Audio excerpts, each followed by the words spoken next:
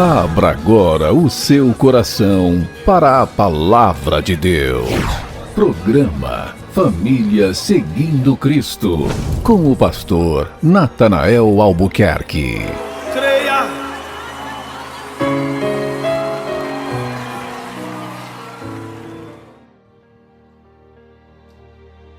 Queridos ouvintes, a paz do Senhor Jesus. Como é que está, meu irmão? Como é que está, minha irmã? Como é que está a sua casa? Como é que estão as crianças? Aquelas crianças que às vezes estão maiores do que a gente, né? Como é que foi a semana, filho? Tá passando direitinho ou tá preocupado com o que vai acontecer semana que vem? Não se preocupe não, viu? A Bíblia diz, basta cada dia o seu mal. Tem problema que se resolve sozinho. A gente atrapalha a solução dos problemas quando a gente fica incidindo demais, fazendo muita força. Tenha calma, respire, deixe passar uma hora, deixe passar um dia, espere um pouco, não tome a decisão precipitada, não dê a martelada na formiga. Tenha calma e com o tempo Deus vai agindo. Você tem confiado em Deus, Ele está vendo o seu coração, Ele está vendo a necessidade, Ele está vendo o que você sente, você não conta para ninguém, mas Ele está vendo. Converse com Ele. A Bíblia diz para nós apresentarmos a Ele todas as nossas ansiedades, porque Ele tem cuidado de nós. Olha que interessante. Não é que Deus ainda vai cuidar de você, Ele já cuidou de você, está cuidando de você e vai continuar cuidando de você e da sua família, meu irmão. Confie nisso, viu? É a Bíblia que diz, não é o Natanael, não, é a Bíblia que fala para você. Vamos ao nosso programa de hoje, ao nosso tema de hoje. Na semana passada, nós gravamos um áudio de 5 minutos que tem um tema interessante, não deixe o passado te condenar. Tem aquele ditado, né? Teu passado te condena. E tem muita gente que vive assim mesmo. A pessoa vive apreensiva porque teve uma vida áspera, teve no passado decisões ruins, vive hoje com consequências desagradáveis e a pessoa meio que se encolhe, fica remoendo dores, remoendo erros antigos, e condena, ou melhor, se sente condenada pelo seu passado. Esse áudio de 5 minutos está lá no nosso canal Família Seguindo Cristo no YouTube. Você pode acessar lá, entra, é só procurar ali Família Seguindo Cristo. Você digita desse jeito, vai aparecer a nossa fotinha lá marrom, é o logotipo de uma família, né? Marronzinho, escrito Família Seguindo Cristo embaixo, e lá você vai ter mais de 300 áudios à sua disposição. Esse aí é o número 50. Não deixe o passado te condenar. É o número 50, mas tem tantos outros lá. Você pode se inscrever, você pode curtir, encaminhar para alguém que você acha que precisa de uma daquelas palavras para que as pessoas sejam abençoadas com a palavra de Deus. Esses áudios dão um trabalho, viu? Às vezes para gravar 5 minutinhos é 6 horas, 10 horas de esforço ali constante. E tá lá o trabalho. Porque o Evangelho, ele foi recebido de graça. E de graça também nós o entregamos, porque foi esse o ministério que Deus nos deu. A partir desse tema, não deixe o passado te condenar, nós queremos trazer o programa de hoje voltado para a família e fazer uma adaptação. Não deixe o passado condenar sua família. Vamos entrar no tema em si, né? Prepara aí seu cafezinho, reúna o pessoal aí na sua casa, na sala. Presta atenção aí na estrada se você está dirigindo, mas fica ligadinho aqui nos conceitos, porque os próximos minutos vão trazer um refrigério e direção de Deus para a sua casa. Eu quero te fazer uma pergunta. Você e sua família têm vivido olhando pelo espelho retrovisor? Você que está dirigindo aí vai entender bem isso, né? O espelho retrovisor, aquele espelhinho que está do lado do carro ali e que você só pode olhar para ele de vez em quando para tomar uma referência, né? Agora tem famílias, tem pessoas que vivem o presente como se estivesse dirigindo um carro e olhando só para trás, pelos espelhinhos ali de trás, e não consegue focar na frente, não consegue focar no presente. Será que você tem vivido assim, meu irmão? Será que a senhora tem vivido assim, minha irmã? Errou no passado, teve erros na família, a sua família tem uma origem complicada, foi difícil, foi uma batalha, morreu gente, roubaram gente. Olha só, coisas ruins aconteceram, sua família foi oprimida, foi massacrada, você perdeu pessoas, você foi ameaçado, foi expulso, você foi empobrecido, sua família vem de uma realidade assim, você ainda está olhando para isso ou está vivendo o presente com base no que aconteceu lá no passado? Quantos lares hoje estão travados por causa do passado? Muitas vezes é um casamento que não melhora. Começou até bem, mas de repente começou a ficar ruim, ficar sem graça. E hoje as coisas não avançam, a comunicação é ruim, o relacionamento do marido e da esposa é ruim.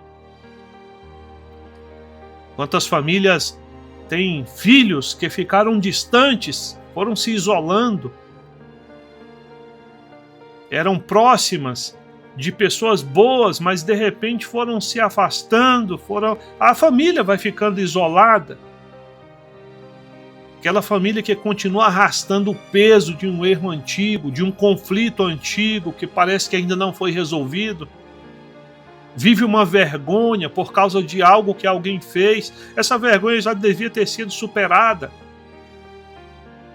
A família, as pessoas dentro da família caminham como se arrastasse uma corrente pesada nos pés. Cada passo que dá faz aquele barulho da culpa, aquele barulho da ferida que ainda está aberta. O Evangelho tem uma boa notícia para você. Eu vou falar e depois vou repetir para você decorar isso como se eu fosse seu professor de história, viu? Olha que interessante o que a palavra de Deus vai nos dizer. Deus não define quem você e sua família são hoje pelo que aconteceu no seu passado ou no passado da sua família. Quando existe arrependimento e confissão, Deus também coloca um ponto final no erro. E por que muitas vezes a gente fica querendo reviver aquilo que Deus já colocou uma pedra em cima, meu irmão?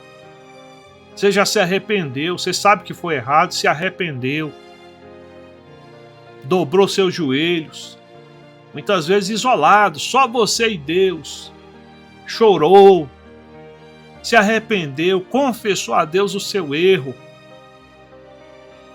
Aí Deus ouviu lá do céu, resolveu o problema, mas no seu coração a ferida continua aberta. Você acha que Deus está definindo você hoje, a realidade da sua família, pelo que aconteceu no passado. Não faça isso não. Não é essa a vontade de Deus para o nosso presente. O Evangelho é movimento. O Evangelho é andar para frente, é evolução. É algo para nós pensarmos com profundidade, né? Por isso que eu vou repetir. Deus não define quem você e sua família são hoje pelo que aconteceu no passado. Quando existe arrependimento e confissão, Deus também coloca um ponto final. Opa, pastor, mas aí... E o arrependimento e a confissão? Ah, meu filho, se você ainda não arrependeu-se daquilo que aconteceu, a palavra de Deus está falando contigo. Como é que a gente experimenta um arrependimento verdadeiro? É quando você sente aquilo que você fez, você analisa, porque você é uma pessoa inteligente para analisar sim, a sua própria vida, e Deus já colocou dentro de você um senso, como se fosse uma balança de Deus, onde você pode colocar num prato aquilo que você fez e no outro a sua consciência. E aí, quando a consciência começa a pesar, você, opa, peraí, tem coisa errada aqui, eu preciso fazer um ajuste, e você então começa a se acertar, a sentir o que precisa ser feito e tomar as providências. A primeira delas é pedir perdão a Deus. Se você afetou outras pessoas, vá lá, peça perdão também. Ah, mas eu não vou me rebaixar. Ah, meu filho, se você não curvar a cabeça, você não consegue se alinhar com Cristo, porque o próprio Deus, sendo Deus, na pessoa de Cristo, ele se rebaixou. Ele, sendo o Criador de todas as coisas, ele veio, viveu como uma criancinha, se desenvolveu no ventre de uma mulher, cresceu, teve que aprender a andar, ficar sentadinho, a engatinhar. É o contrário, né? A sequência, né? Primeiro aprende a engatinhar, depois ficar sentadinho e depois andar, crescer, se tornar adolescente, jovem. Isso é rebaixamento, e ele fez isso para que ele pudesse ser um homem, um ser humano como você e eu. Então quem é você para não querer se rebaixar, como você possa pensar em seu coração? Estou falando isso para pessoas específicas que vão estar ouvindo esse programa agora ou nos anos futuros aí e que estão precisando dessa palavra. Então vá lá, filho, peça perdão. Ah, mas não foi eu que errei. Olha só, o perdão não é pedido somente por causa do seu erro. O perdão é pedido por causa do sentimento que há em seu coração. O sentimento de mágoa, ele carece de pedir perdão, sim. Por que eu vou pedir perdão? Porque eu fiquei magoado? Sim. Sim, a Bíblia nos ensina, lá em Mateus, capítulo 18. Se o teu irmão pecar contra ti, vai, tu e teu irmão, e conversa com teu irmão. Se ele te ouvir, tu ganhaste o teu irmão. Então olha só, se você está magoado porque uma pessoa pecou contra você, você vai lá conversar com a pessoa. E um pedido de perdão, meu irmão, desmonta, viu? Desmonta as mágoas, desmonta a raiva, desmonta o ódio, desmonta a tristeza. E ele faz com que você cresça, você aumenta as suas perspectivas quando você tem essa disposição de baixar a cabeça. Sabe por quê? Não é que você é especial, não, é porque Deus fez isso. E quando você faz isso também, você se torna mais parecido com o próprio Deus, mais semelhante ao próprio Deus. O negócio é sério, né? Vamos adiante. Vamos adiante, esse ponto final de Deus. No livro de Isaías, capítulo 43, versos 18 e 19, nós vamos usar aqui a nova tradução na linguagem de hoje, porque ela fala de uma maneira mais fácil de entender. Deus fala com um povo que estava triste e cativo por causa dos erros no passado. Era o povo de Israel. Eles tinham abandonado a lei de Moisés, tinham abraçado os deuses estranhos, tinha gente que matava os próprios filhos, sacrificava os próprios filhos a esses deuses estranhos. Sabe como era esse sacrifício? Eles faziam uma estátua, tinha um bicho lá que era uma representação numa estátua de 30 metros de altura, de bronze. Essa estátua era oca. E aí eles colocavam lenha e a estátua era como uma pessoa com as duas mãos à frente assim, como se estivesse esperando receber alguma coisa nas mãos. A estátua era oca, eles botavam lenha dentro. Quando a estátua estava em brasa, os pais e as mães iam lá e jogavam os filhos nas mãos incandescentes daquela estátua. e a criança morria ali, gritando, morria assada, literalmente. Faziam isso. Tinha outro tipo de sacrifício que degolava, o pai degolava o filho mais velho, cortava o pescoço, a garganta do menino, para que aquele Deus, com D minúsculo, né, entre aspas, fizesse algum benefício a ele ou a sua família. Era essa a realidade do povo de Israel. Aí Deus levanta o rei da Babilônia, chamado Nabucodonosor, e ele vem, leva todo o povo cativo. A Bíblia diz que ficaram na terra só os mais miseráveis. Levou todo mundo preso para a Babilônia. Quando chegou lá, aquele povo que tinha alguma coisa, agora não era nada. Idioma diferente, comida diferente, clima diferente, realidade de vida diferente, realidade social diferente. E em vários pontos a Bíblia relata que aquelas pessoas, por causa dessa situação, entenderam que eles estavam vivendo aquilo pelos erros do passado e criou-se uma espécie de depressão coletiva.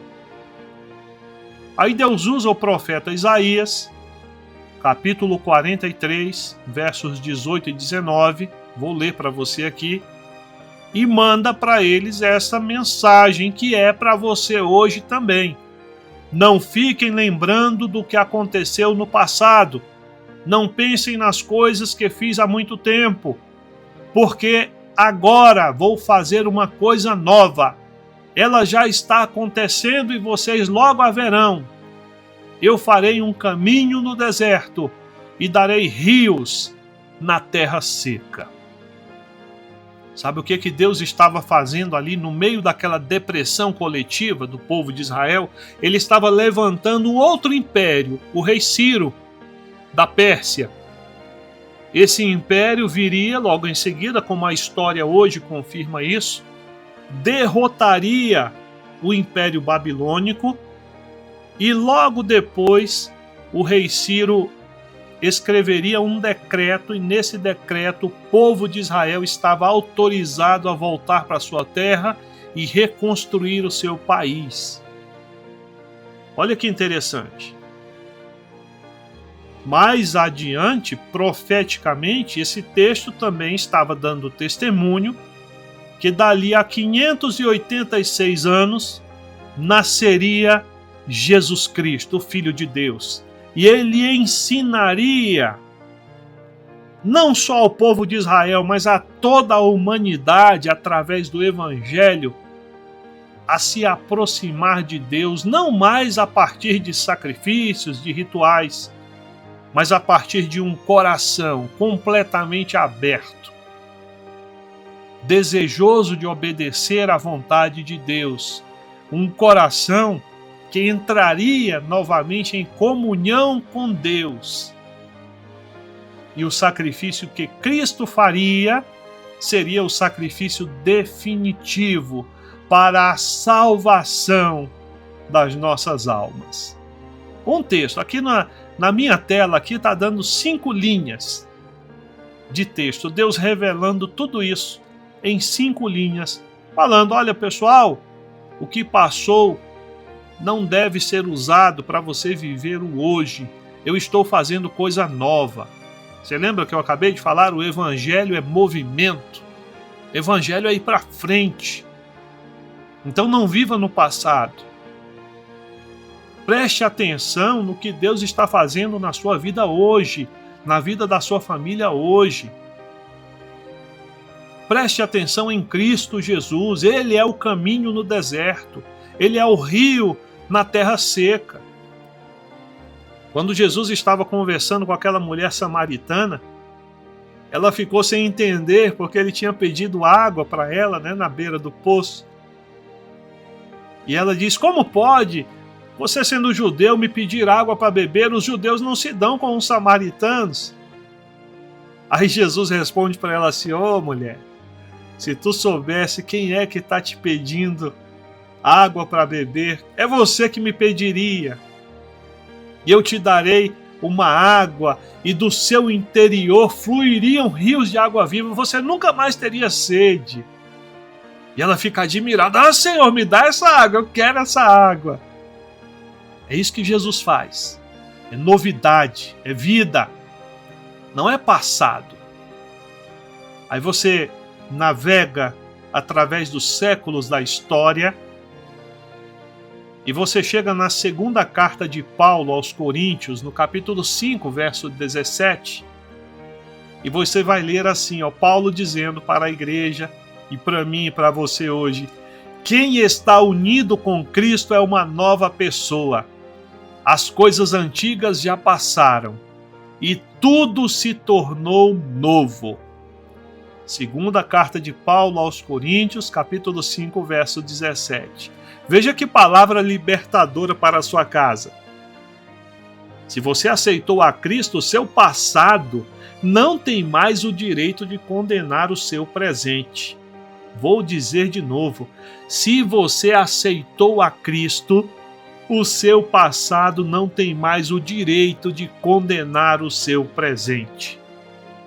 O processo que o Evangelho gera em nós chama-se santificação. E essa santificação acontece quando a gente vai conhecendo o Evangelho e a nossa mente vai pensando de uma maneira diferente, você vai encarando a vida de uma maneira diferente. E com isso, dia a dia, as feridas do seu coração, as marcas no seu passado, ficam no lugar certo, ficam para trás. E você prossegue em frente. Agora vamos para o outro lado, né? Que até aqui a gente está falando de pessoas que podem ter tido um passado ruim. Agora vamos para um outro lado, pessoas que tiveram um passado bom e hoje em dia as coisas não estão mais tão boas e a pessoa começa a sofrer porque está com os olhos focados nas glórias antigas, né? Isso é uma armadilha. A pessoa que fica presa ao passado que foi bom, ela também não consegue ir para frente. É aquele casal que passa o tempo todo dizendo assim: no começo do nosso namoro é que era bom. No começo do nosso casamento é que era bom.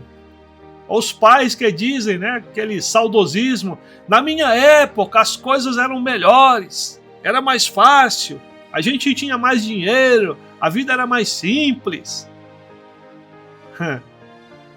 A Bíblia fala com a gente sobre isso, o rei Salomão, o homem mais sábio que já existiu, no livro de Eclesiastes, capítulo 7, verso 10. Salomão disse assim: nunca pergunte por que os velhos tempos eram melhores do que hoje, porque não é inteligente fazer esse tipo de pergunta. Olha só, Salomão, séculos e séculos atrás, ele já tinha entendido isso. Sabe por quê, meu irmão? Porque o lugar do passado é no passado. Se o passado fosse para estar no seu presente, eu não sei com quantas bolsas você teria que andar hoje, carregando, né, aquilo tudo. Comparar o seu presente com o antigamente impede você de enxergar e de receber as coisas novas que Deus fez para entregar a você e a sua família hoje. É interessante isso, né? Vamos caminhar para o final. O programa tá bom hoje, né? Conversa boa. Do passado, nós tiramos aprendizado, nós tiramos sabedoria e experiência. Mas a prática do dia a dia é no hoje. É como se no seu passado, aquilo ali eu não gosto, aconteceu comigo, deixa lá atrás, meu filho. Só que daquilo ali você tira experiência, você tira aprendizado, você se torna mais sábio. Aí no dia a dia de hoje, no seu hoje, você não vai mais cometer os mesmos erros. Você vai ser uma pessoa melhor. Porque você coloca o seu passado ruim lá atrás, lá no lugar dele, na prateleira do passado ruim. E você coloca também o seu passado bom lá atrás, na prateleira do passado bom. Sabe como é o nome dessas prateleiras? Eu achei isso aqui maravilhoso quando nós montamos o estudo. O lugar do seu passado ruim é a cruz de Cristo. É lá que Jesus assumiu a sua culpa, cancelou a condenação e perdoou seus pecados. Então, não traga para dentro da sua casa, da sua família, para a mesa do seu lar, aquilo que Jesus já pagou na cruz. Está pago, está resolvido, está na cruz. E o lugar do seu passado bom, onde que é? É na gratidão. O nome da prateleira do passado bom é gratidão. A prateleira do passado ruim, o nome dela é Cruz de Cristo. O nome da prateleira do passado bom é gratidão. Agradeça a Deus pelas suas vitórias de antigamente e entregue todo o orgulho a Ele. E abra o seu coração humildemente para viver as bênçãos de hoje. Não fique olhando para aquilo que Deus já te abençoou no passado, não.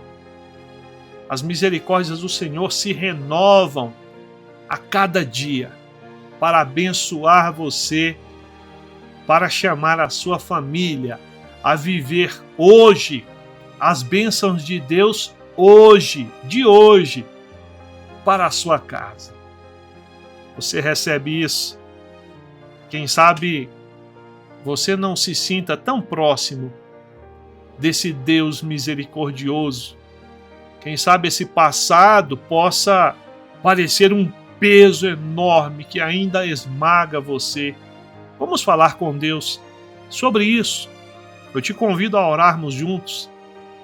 Senhor Deus, nós acabamos de ministrar, ouvir a Tua palavra. Nós sabemos, meu Deus, que muitas vezes não parece tão fácil assim. A gente ouve, Senhor, e a gente sabe que não é tão fácil. Não é fácil se livrar de uma culpa, não é fácil se livrar de uma mágoa.